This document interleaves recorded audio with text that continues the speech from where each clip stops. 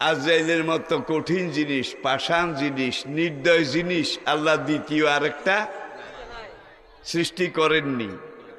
দয়া কারে কয়, রহম কারে বলে, এইটা আজরাইলের থিওরিতে নাই, পুঁথিতে নাই, পাজিতে নাই, নিদানে নাই, বালামে নাই, সাইকোলজিতে নাই, ফিলোসফিতে নাই।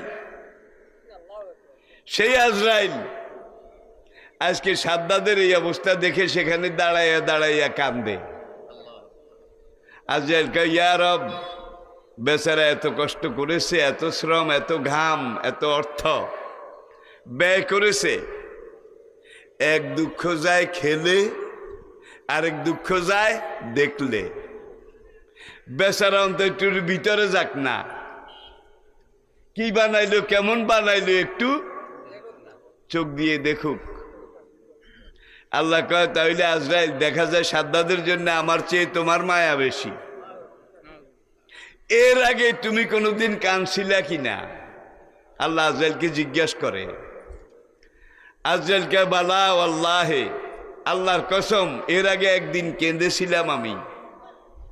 আল্লাহ বলে, কোন সময়, কি অবস্থায়? আজরাইল বলে, আজ থেকে প্রায় 1000 বছর আগে। রিপিট, আজ থেকে প্রায় 1000 বছর আগে অমুক সাগরে যখন একটা কাঠের জাহাজ সাগর স্রোতে চলছিল, হঠাৎ তুফান এসে জাহাজটা ডুবে গেল।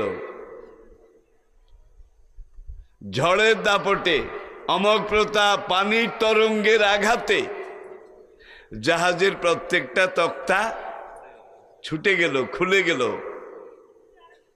সেই অবস্থায় একজন মহিলা একটা পুত্র সন্তান প্রসব করল।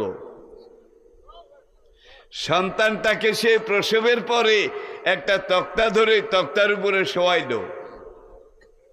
শোয়াইয়া ওই মা তক্তাটাকে সোজা করে ধরে রাখলো। এই দিক থেকে ঢেউ আসে, তক্তা কাইট হয়, এই দিক থেকে ঢেউ আসে, তক্তা কাইট হয়।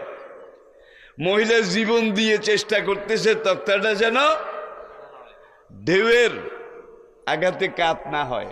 কাত হলে কি হবে? বাচ্চাটা পড়ে যাবে। কথায় বলে, বটের তুল্য ছায়া নাই, মায়ের তুল্য মায়া। হায় রে মা! এই অবস্থায় মা জীবনের বিনিময়ে চেষ্টা করতেছে, বাচ্চাটা তক্তার উপরে শোয়ায় রেখে তক্তাটা সোজা রাখতেছে। এই অবস্থায় তুমি রব্বুল